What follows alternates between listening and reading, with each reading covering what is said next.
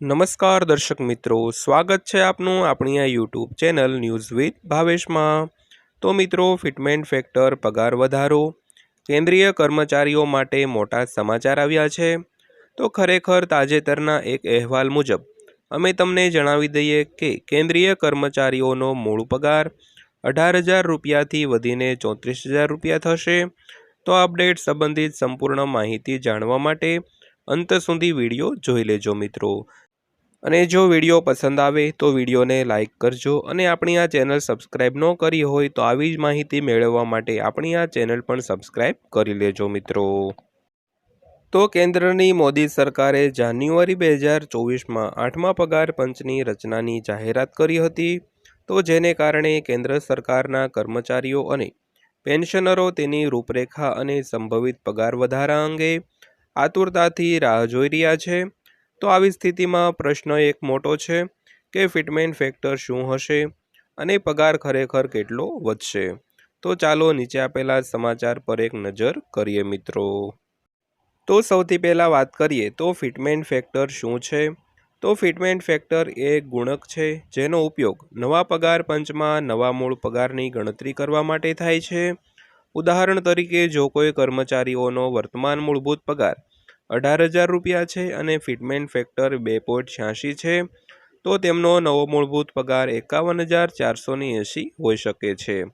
જો કે એ નોંધવું અગત્યનું છે કે આ વધારો એટલો મહત્વપૂર્ણ ન પણ હોય જેનાથી પહેલી નજરે લાગે છે મિત્રો, કારણ કે તેમાં મોંઘવારી ભથ્થું અને અન્ય ભથ્થાઓમાં પણ સામેલ છે મિત્રો, જેની ગણતરી નવા મૂળભૂત પગારને આધારે કરવામાં આવશે। ત્યારબાદ જોઈએ તો પાછલા પગાર પંચો પરથી સમજીએ તો છઠ્ઠા પગાર પંચમાં ફિટમેન્ટ ફેક્ટર 1.86 હતું, જેને પરિણામે સરેરાશ પગારમાં 54%નો વધારો થયો। તેનાથી સરખામણીમાં સાતમા પગાર પંચમાં ફિટમેન્ટ ફેક્ટર વધીને 2.57 થયો, પરંતુ વાસ્તવિક વધારો ફક્ત 14.2% હતો। આનું મુખ્ય કારણ એ હતું કે મોટાભાગની ફિટમેન્ટનો ઉપયોગ ફક્ત મોંઘવારી ભથ્થાને સમાયોજિત કરવા માટે જ થતો હતો મિત્રો। ત્યારબાદ સમજીએ તો આ વખતે શું થઈ શકે છે। તો વિવિધ કર્મચારી સંગઠનો માંગ કરી રહ્યા છે કે આઠમા પગાર પંચમાં ફિટમેન્ટ ફેક્ટર 2.86 રાખવામાં આવે, જેથી પગાર અને પેન્શનમાં વાસ્તવિક વધારો અનુભવાય। જોકે ફાઇનાન્શિયલ એક્સપ્રેસના એક અહેવાલ મુજબ ભૂતપૂર્વ નાણાં સચિવ સુભાષ ગર્ગ કહે છે કે આટલો મોટો વધારો વ્યવહારિક રીતે શક્ય લાગતો નથી। તો એવો અંદાજ છે કે ફિટમેન્ટ ફેક્ટર 1.92ની આસપાસ નિશ્ચિત થઈ શકે છે। જો આવું થાય તો લઘુત્તમ મૂળભૂત પગાર 34,560 રૂપિયા સુધી વધી શકે છે, પરંતુ નિષ્ણાંતો માને છે કે ફિટમેન્ટ ફેક્ટરનો મોટો ભાગ ફરીથી ફુગાવાના ગોઠવણમાં જશે મિત્રો। તો સાતમા પગાર પંચમાં ખરેખર વધારો કેવી રીતે થયો હતો તેની વાત કરીએ તો સાતમા પગાર પંચ દરમિયાન હાલના પગારમાં 125% મોંઘવારી ભથ્થું ઉમેરવામાં આવ્યું હતું। તે કિસ્સામાં 2.57ના ફિટમેન્ટ ફેક્ટરના ફક્ત 0.32%ને જ નવો વધારો તરીકે ગણી શકાય।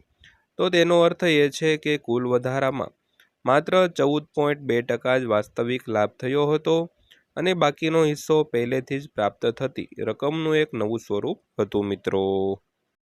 તો ત્યારબાદ વાત કરીએ તો હાલની સ્થિતિ શું છે। તો સરકારે તાજેતરમાં આઠમા પગાર પંચ માટે 2 પરિપત્રો બહાર પાડ્યા છે અને 40 જગ્યાઓ માટે નિમણૂક પ્રક્રિયા શરૂ કરી છે। તો આ જગ્યાઓ પર વિવિધ વિભાગોમાંથી પ્રતિનિયુક્તિ પર અધિકારીઓની નિમણૂક કરવામાં આવી રહી છે। તો ટૂંક સમયમાં કમિશનની સંદર્ભ શરતો જારી કરવામાં આવશે। ત્યારબાદ ચેરમેન અને અન્ય સભ્યોની નિમણૂક કરવામાં પણ આવશે મિત્રો। તો આઠમા પગાર પંચની ભલામણો 1 જાન્યુઆરી 2026થી લાગુ થવાની છે, કારણ કે સાતમા પગાર પંચનો કાર્યકાળ 31 ડિસેમ્બર 2025ના રોજ સમાપ્ત થાય છે મિત્રો। તો મિત્રો, સાતમો પગાર પંચનો જે કાર્યકાળ છે તે આ 31 ડિસેમ્બર 2025ના રોજ સમાપ્ત થાય છે, એટલે આઠમું પગાર પંચ છે તે 1 જાન્યુઆરી 2026થી લાગુ કરવું પડશે મિત્રો। ત્યારબાદ વાત કરીએ તો સરકાર પર કેટલો નાણાકીય બોજ પડશે। તો સાતમા પગાર પંચે સરકાર પર રૂપિયા 1.02 લાખ કરોડનો વધારાનો નાણાકીય બોજ નાખ્યો હતો। જો 8મા કમિશનમાં ફિટમેન્ટ ફેક્ટર ઊંચું રહે છે તો આ બોજ વધુ વધી શકે છે। તો એટલા માટે આ વખતે સરકાર દરેક પગલું સાવધાનીપૂર્વક લઈ રહી છે, જેથી નાણાકીય સંતુલન જળવાઈ રહે મિત્રો। તો મિત્રો, વિડીયો અંત સુધી જોવા બદલ આપનો દિલથી આભાર।